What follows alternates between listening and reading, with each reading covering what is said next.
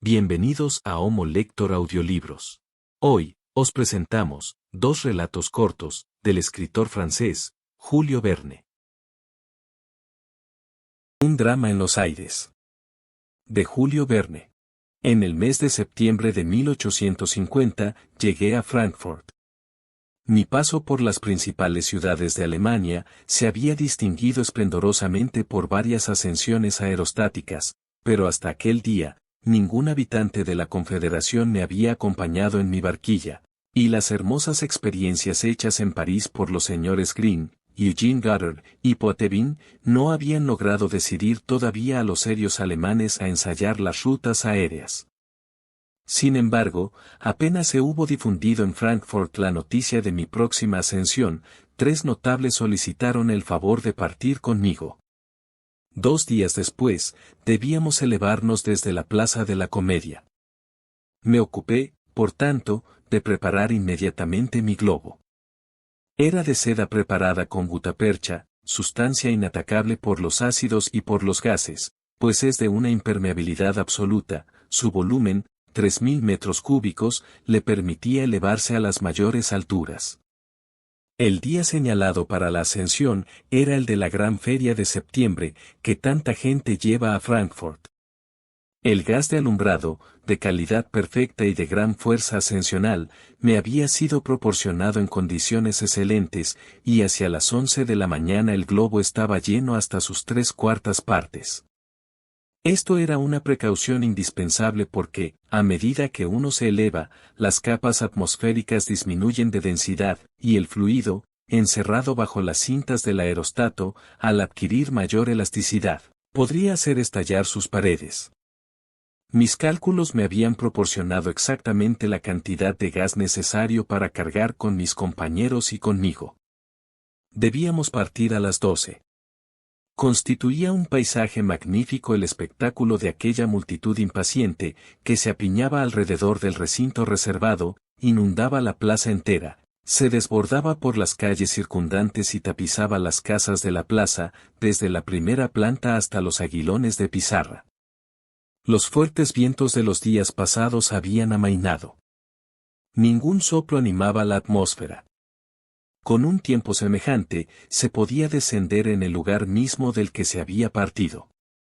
Llevaba 300 libras de lastre, repartidas en sacos, la barquilla, completamente redonda, de 4 pies de diámetro por 3 de profundidad, estaba cómodamente instalada. La red de cáñamo que la sostenía se extendía de forma simétrica sobre el hemisferio superior del aerostato, la brújula se hallaba en su sitio, el barómetro colgaba en el círculo que reunía los cordajes de sostén, y el ancla aparecía cuidadosamente engalanada. Podíamos partir. Entre las personas que se apiñaban alrededor del recinto, observé a un joven de rostro pálido y rasgos agitados. Su vista me sorprendió. Era un espectador asiduo de mis ascensiones, al que ya había encontrado en varias ciudades de Alemania. Con aire inquieto, contemplaba ávidamente la curiosa máquina que permanecía inmóvil a varios pies del suelo, y estaba callado entre todos sus vecinos. Sonaron las 12. Era el momento. Mis compañeros de viaje no aparecían. Envié mensajeros al domicilio de cada uno de ellos, y supe que uno había partido hacia Hamburgo, el otro hacia Viena y el tercero para Londres. Les había faltado el ánimo, en el momento de emprender una de esas excursiones, que gracias a la habilidad de los aeronautas actuales, están desprovistas de cualquier peligro.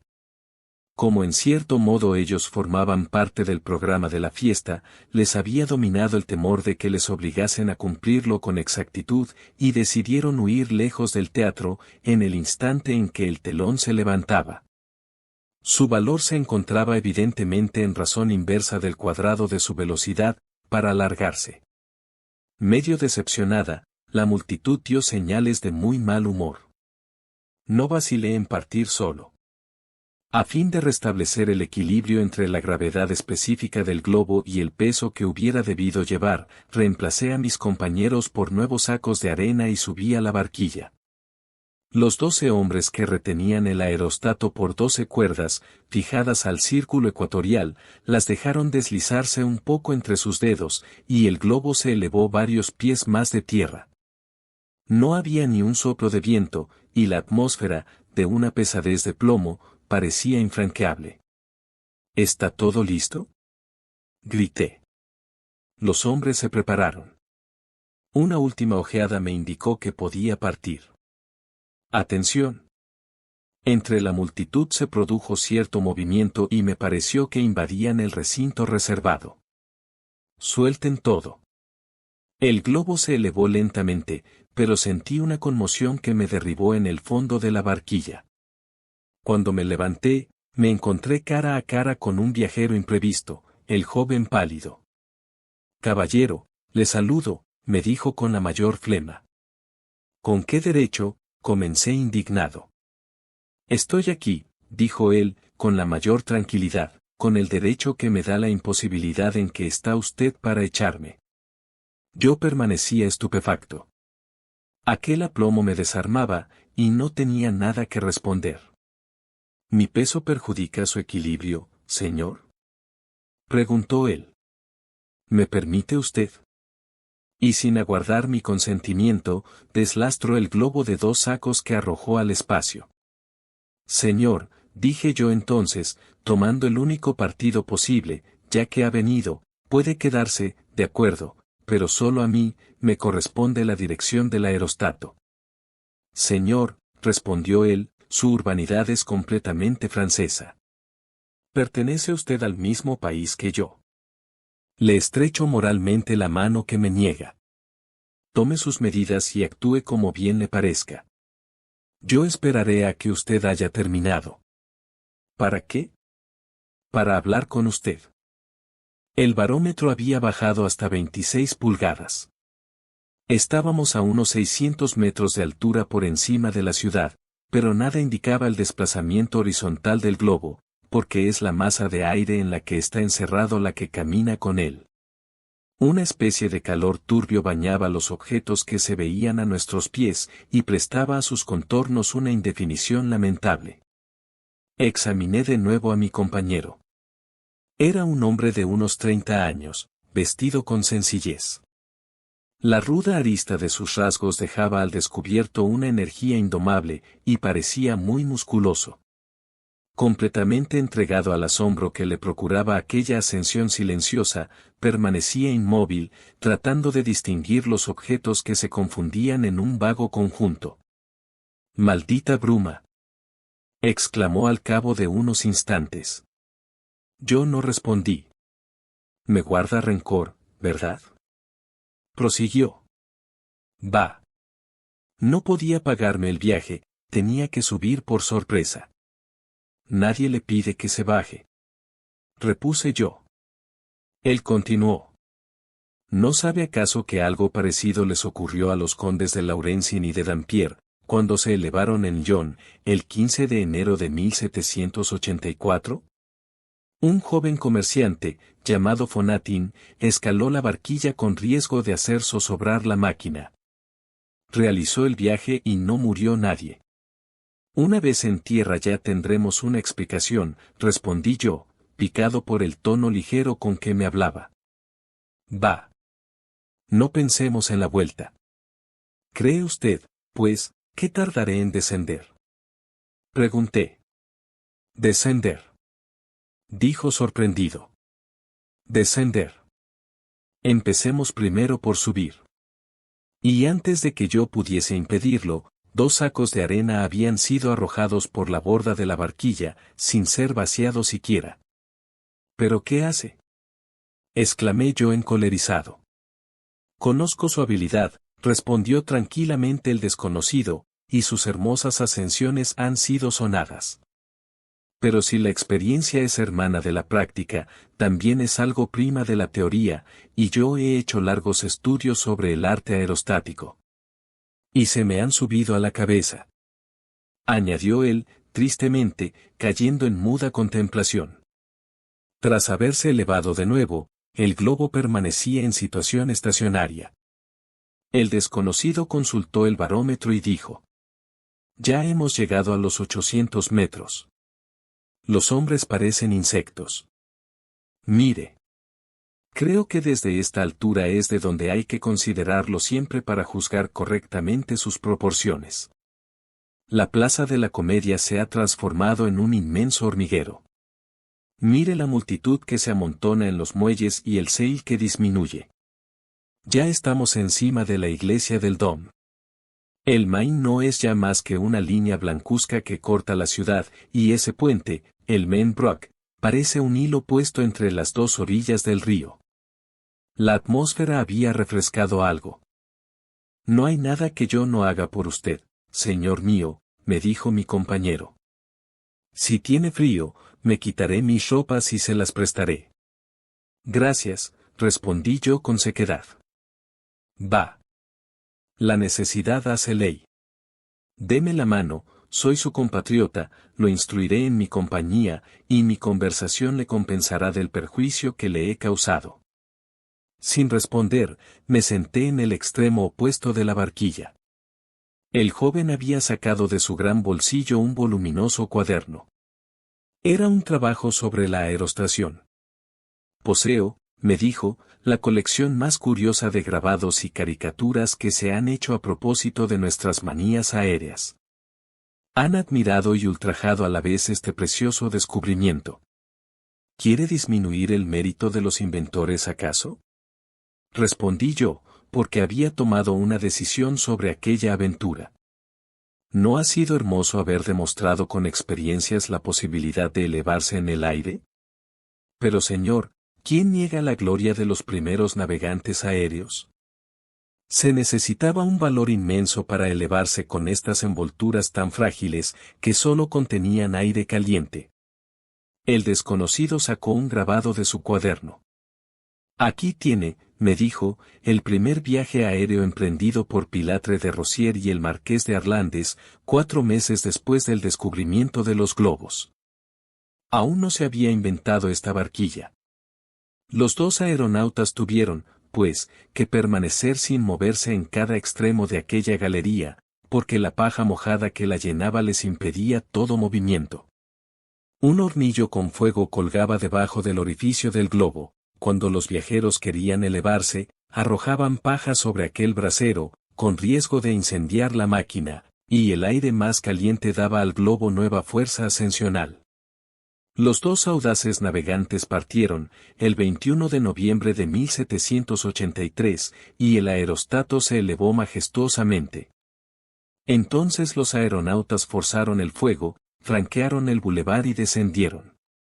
Al tocar el suelo, el globo se desinfló y sepultó algunos instantes bajo sus pliegues a Pilatre de Rosier. Molesto presagio. Dije yo, interesado por estos detalles que me tocaban muy de cerca. Presagio de la catástrofe que más tarde debía costar la vida al infortunado, respondió el desconocido con tristeza.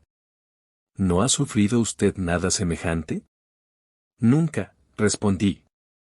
Va. Las desgracias ocurren a veces sin presagios, añadió mi compañero. Y se quedó en silencio.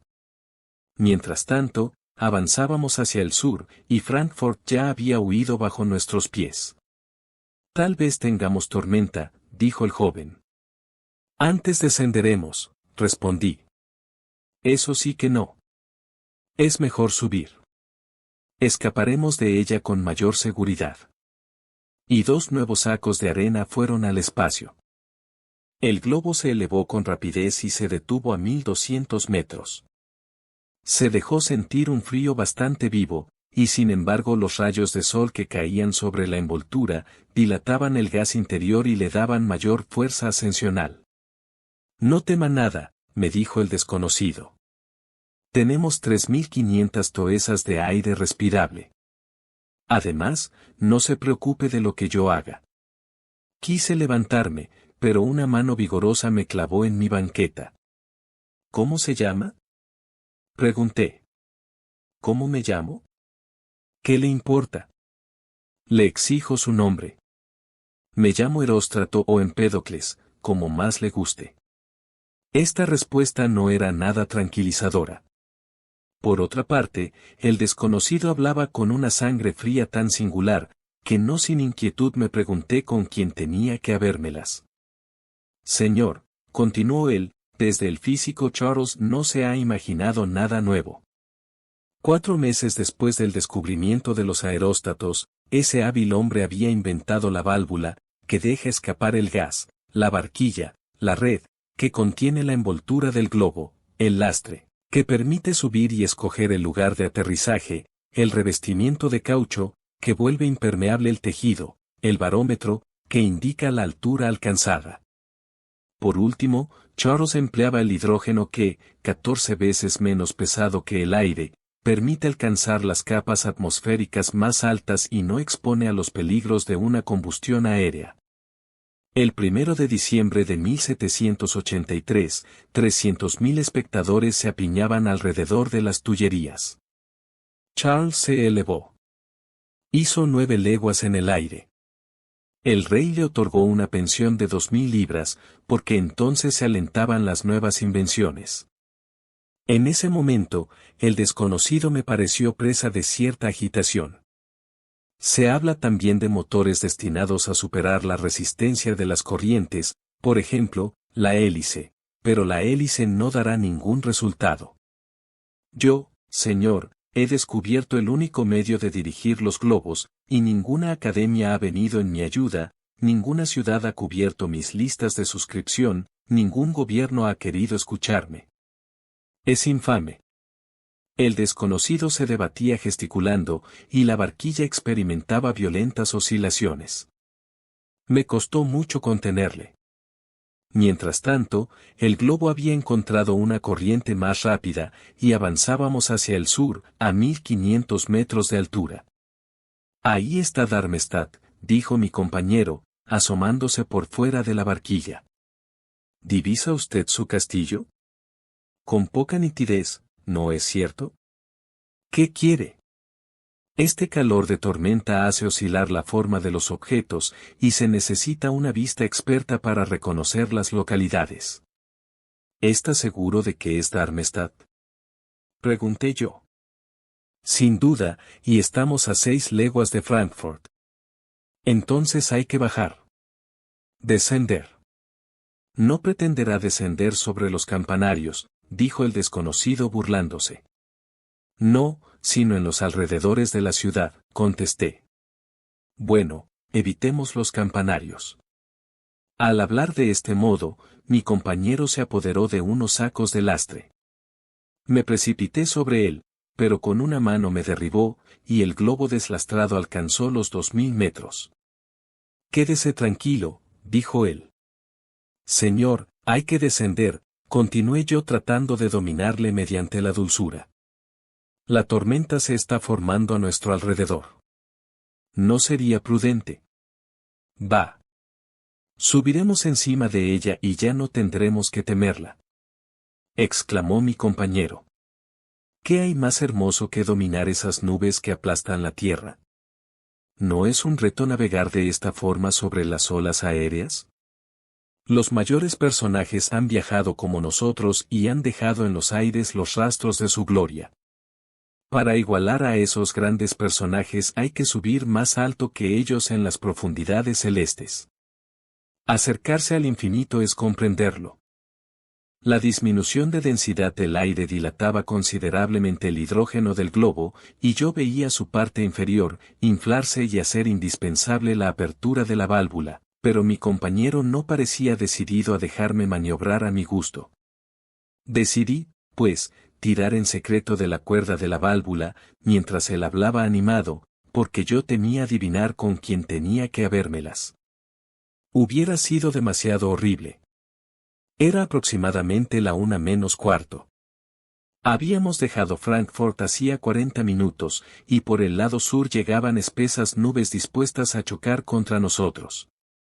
¿Ha perdido usted toda esperanza de ver coronadas por el éxito sus combinaciones? Pregunté yo con un interés, muy interesado.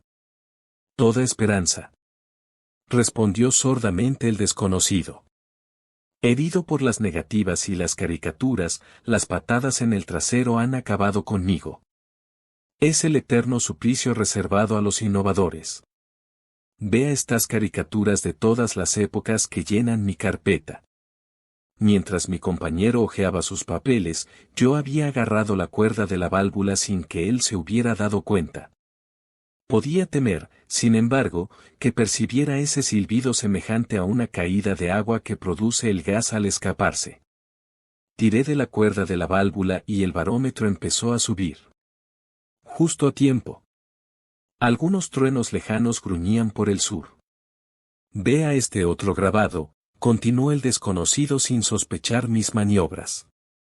Es un inmenso globo elevando un navío, fortalezas, casas, etc. Los caricaturistas no pensaban que un día sus estupideces se puedan convertir en verdades. Admire este magnífico anuncio, inventado para la felicidad del género humano. Este globo partirá sin cesar a las escalas del Levante, y a su regreso anunciará sus viajes tanto a los dos polos como a los extremos de Occidente. No hay que preocuparse por nada, todo está previsto, todo irá bien. Habrá una tarifa exacta para cada lugar de paso, pero los precios serán los mismos para las comarcas más alejadas de nuestro hemisferio, a saber, 1000 luises para cualquiera de esos viajes. Y puede decirse que esta suma es muy módica si tenemos en cuenta la celeridad, la comodidad y los encantos que se gozarán en el citado aerostato, encantos que no se encuentran en este suelo, dado que en ese globo cada cual encontrará las cosas que imagine.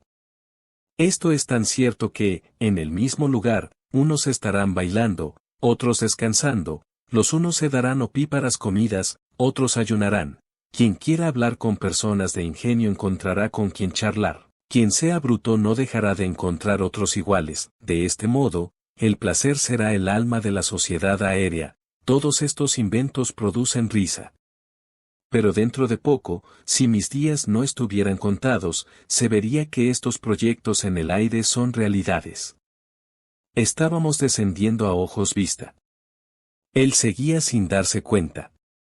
Vea también esta especie de juego de globos, continuó extendiendo ante mí algunos de aquellos grabados de los que tenía una importante colección. Este juego contiene toda la historia del arte aerostático. Es para uso de espíritus elevados, y se juega con dados y fichas sobre cuyo valor se ponen previamente de acuerdo, y que se pagan o se reciben según la casilla a la que se llega. Pero parece haber estudiado en profundidad la ciencia de la aerostación, dije yo. Sí, señor, sí, desde Faetón, desde Icaro, desde Arquitas, he investigado todo, he consultado todo, lo he aprendido todo. Gracias a mí el arte aerostático rendiría inmensos servicios al mundo si Dios me diese vida. Pero no podrá ser. ¿Por qué? Porque me llamo Empédocles o Eróstrato. Mientras tanto, por fortuna, el globo se acercaba a tierra, pero cuando se cae, el peligro es tan grave a 100 pies como a 5000. ¿Se acuerda de la batalla de Flegus? Continuó mi compañero, cuyo rostro se animaba cada vez más. Fue en esa batalla donde se organizó una compañía de aerostatistas. Este nuevo modo de observación se utilizaba 2 veces al día. Con frecuencia, la línea enemiga hicieron disparos de carabina y de cañón sobre el aparato en el instante en que se elevaba, pero sin resultado. Pues bien, a pesar de los servicios rendidos en esa ocasión, no se volvió a utilizar este novedoso sistema de observación. Y sin embargo, ¿qué esperar del niño que acaba de nacer? El niño había nacido viable, no había que ahogarlo. El desconocido inclinó su frente sobre las manos y se puso a reflexionar unos instantes. Luego, sin levantar la cabeza me dijo: a pesar de mi prohibición, señor, ha abierto la válvula. Yo solté la cuerda. Por suerte, continuó él, todavía tenemos 300 libras de lastre. ¿Cuáles son sus proyectos? Pregunté yo entonces. ¿No ha cruzado nunca los mares? Me preguntó a su vez.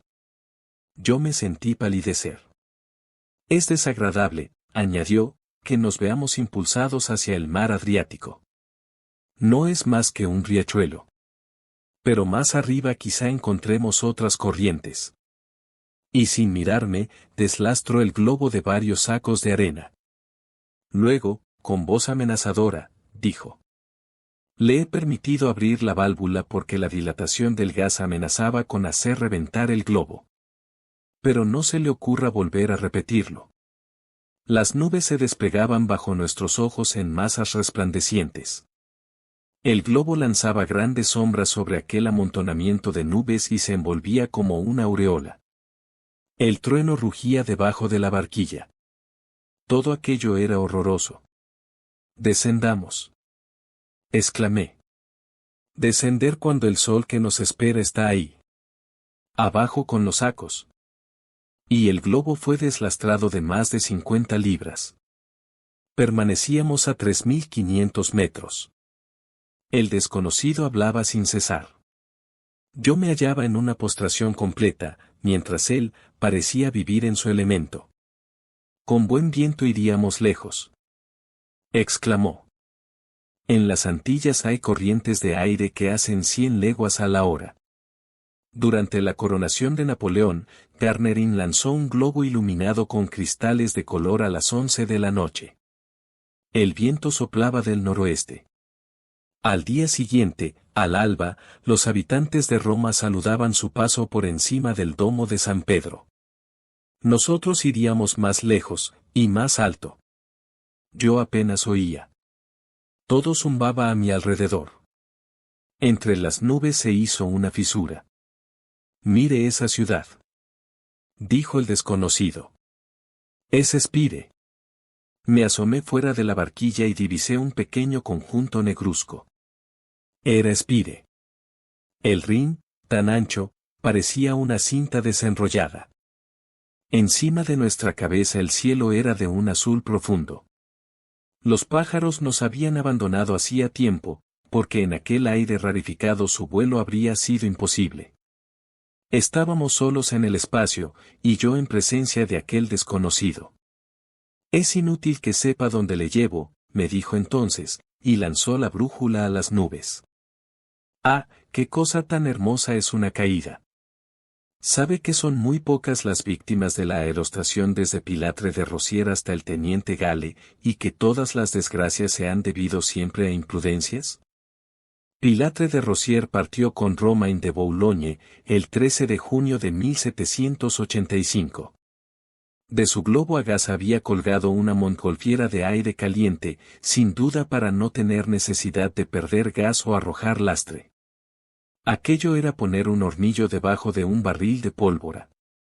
Los imprudentes llegaron a 400 metros y fueron arrastrados por vientos opuestos que los lanzaron a alta mar. Para descender, Pilatre quiso abrir la válvula del aerostato, pero la cuerda de la válvula se encontraba metida en el globo y lo desgarró de tal forma que el globo se vació en un instante.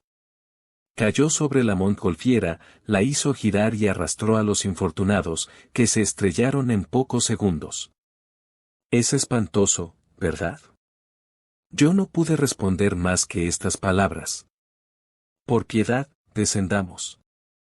Las nubes nos oprimían por todas partes, y espantosas detonaciones que repercutían en la cavidad del aerostato se cruzaban a nuestro alrededor.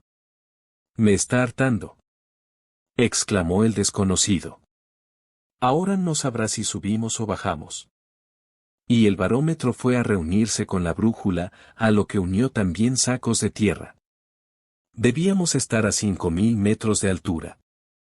Algunos cielos se pegaban ya a las paredes de la barquilla, y una especie de nieve fina me penetraba hasta los huesos.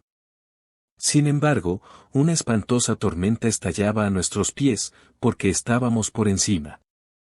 No tenga miedo, me dijo el desconocido. Solo los imprudentes se convierten en víctimas.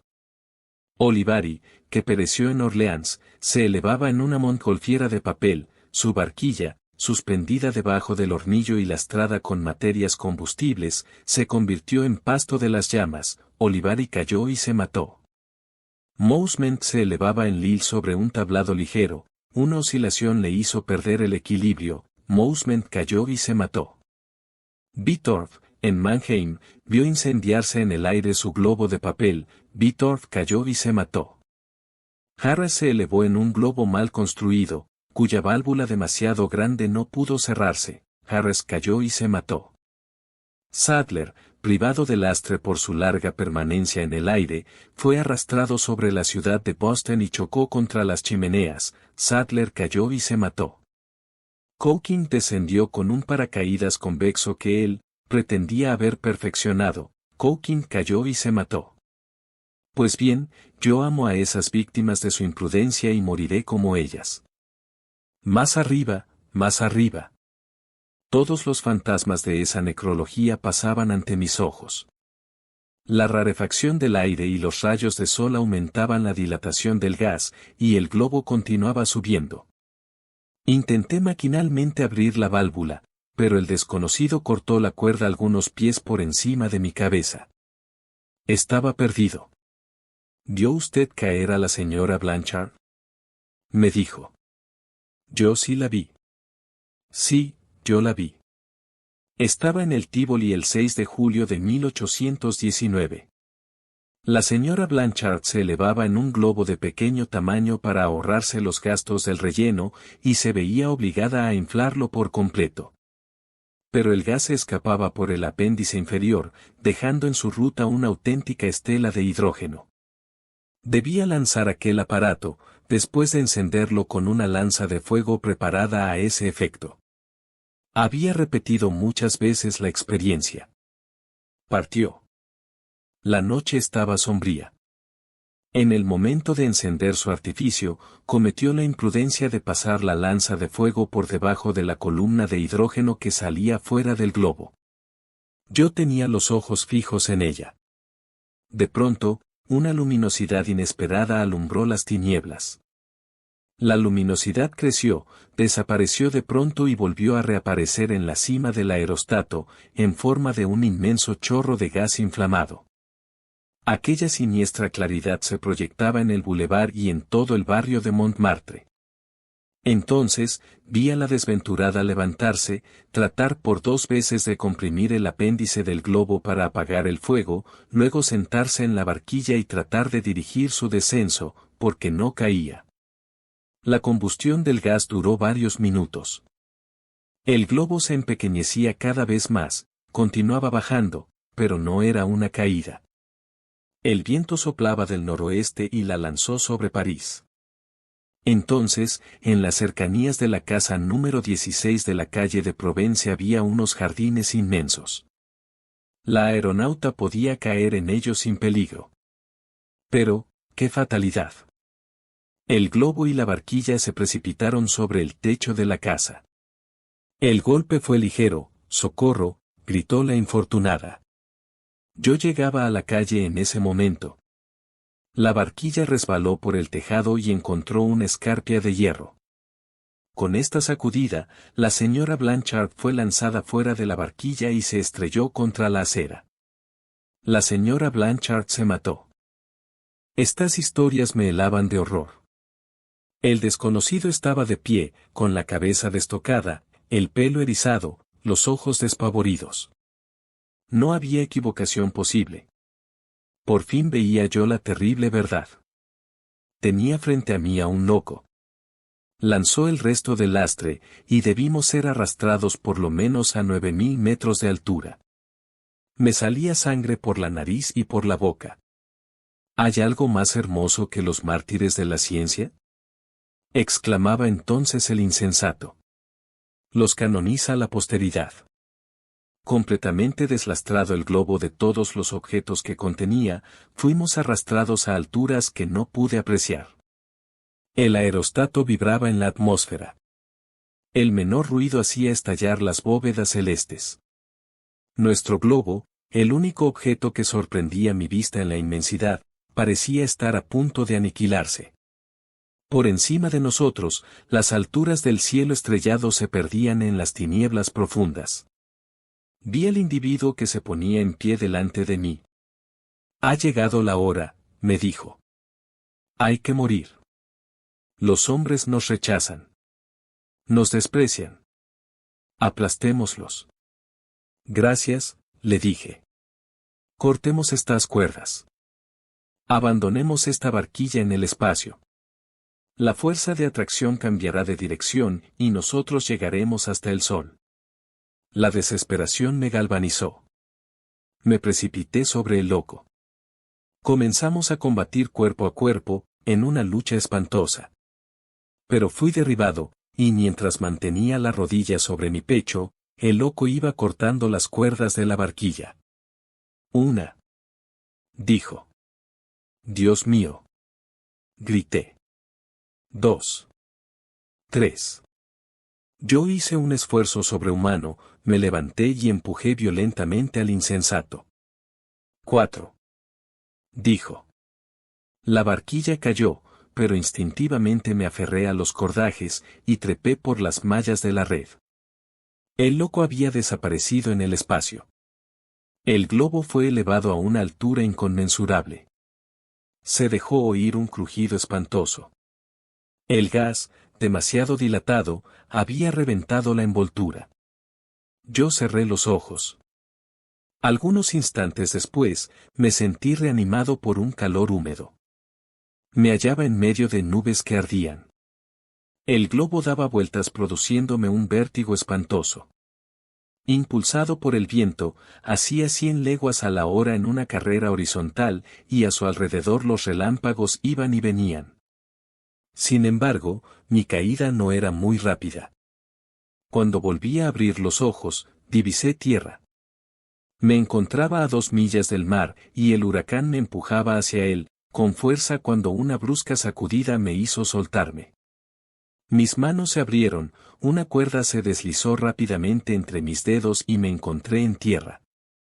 Era la cuerda del ancla que, barriendo la superficie del suelo, se había enganchado en una grieta, y mi globo, deslastrado por última vez, iba a perderse más allá de los mares. Cuando recuperé el conocimiento estaba tumbado en casa de un campesino, en Ardderwick, pequeña aldea de la Geldre, a 15 leguas de Ámsterdam, a orillas del Zuiderzee.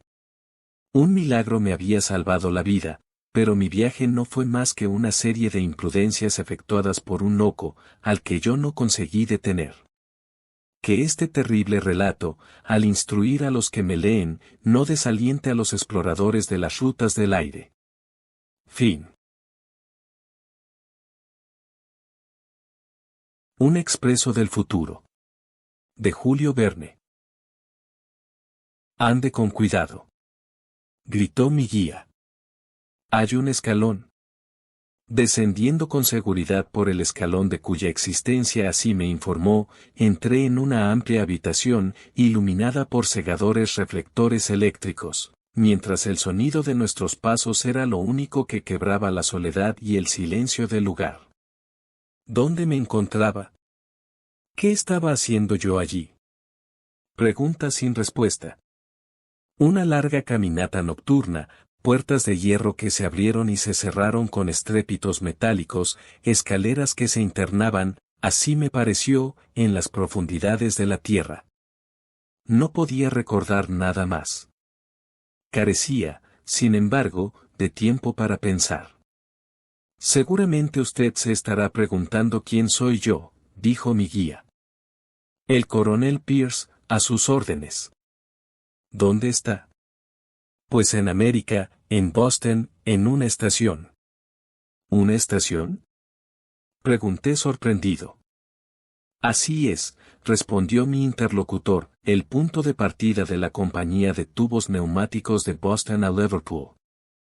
Y con gesto pedagógico, el coronel señaló 2 grandes cilindros de hierro, de aproximadamente 1,5 metros de diámetro, que surgían del suelo, a pocos pasos de distancia.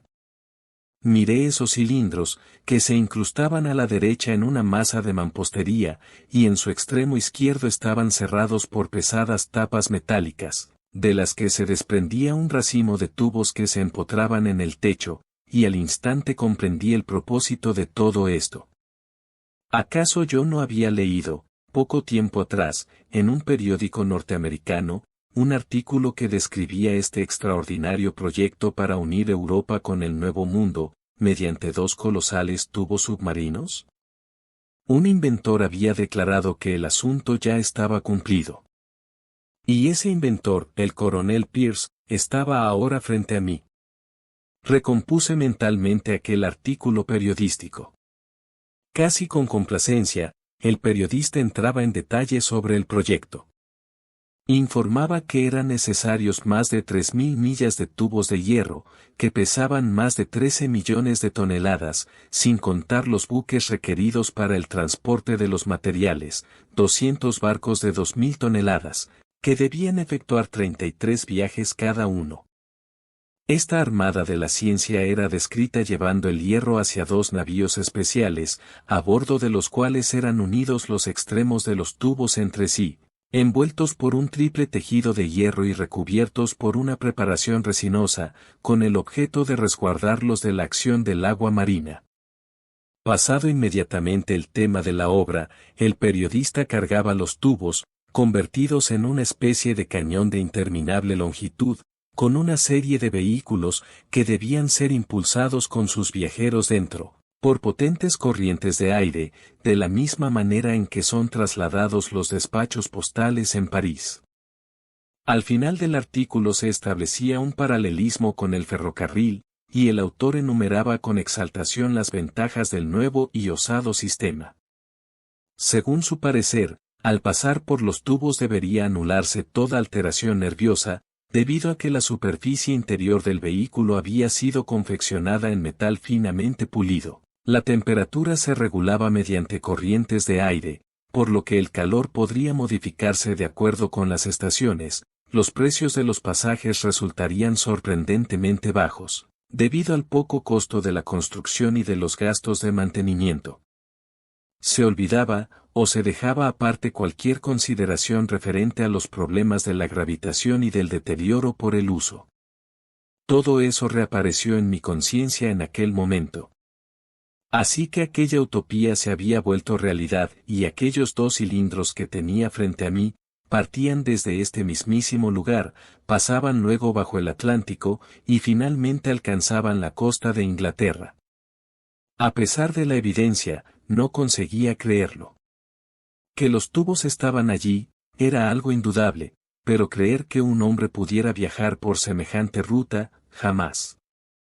Obtener una corriente de aire tan prolongada sería imposible, objeté, alzando la voz. Al contrario, absolutamente fácil. Protestó el coronel Pierce. Todo lo que se necesita para obtenerla es una gran cantidad de turbinas impulsadas por vapor, semejantes a las que se utilizan en los altos hornos. Estas transportan el aire con una fuerza prácticamente ilimitada, propulsándolo a 1800 km/h, casi la velocidad de una bala de cañón. De manera tal, que nuestros vehículos con sus pasajeros, efectúan el viaje entre Boston y Liverpool en 2 horas y 40 minutos. 1800 km/h, exclamé. Ni uno menos. ¿Y qué consecuencias maravillosas se desprenden de semejante promedio de velocidad? Como la hora de Liverpool está adelantada con respecto a la nuestra, en 4 horas y 40 minutos, un viajero que salga de Boston a las 9, arribará a Liverpool a las 3:53 de la tarde. ¿No es este un viaje hecho a toda velocidad? Corriendo en sentido inverso, hacia estas latitudes, nuestros vehículos le ganan al sol más de 900 km/h, como si treparan por una cuerda movediza. Por ejemplo, partiendo de Liverpool al mediodía, el viajero arribará a esta estación a las 9:34 de la mañana. O sea, más temprano que cuando salió. Ja. No me parece que alguien pueda viajar más rápidamente que eso. Yo no sabía qué pensar. ¿Acaso estaba hablando con un maniático? ¿O debía creer todas esas teorías fantásticas a pesar de las objeciones que brotaban de mi mente? Muy bien, así debe ser. Dije. Aceptaré que los viajeros puedan tomar esa ruta de locos y que usted puede lograr esta velocidad increíble.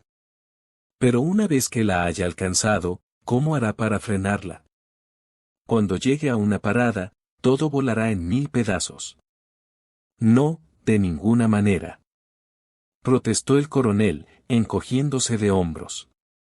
Entre nuestros tubos, uno para irse, el otro para regresar a casa, alimentados consecuentemente por corrientes de direcciones contrarias, existe una comunicación en cada juntura. Un destello eléctrico nos advierte cuando un vehículo se acerca, librado a su suerte, el tren seguiría su curso debido a la velocidad impresa, pero mediante el simple giro de una palanca, podemos accionar la corriente opuesta de aire comprimido desde el tubo paralelo, y poco a poco, reducir a nada el impacto final.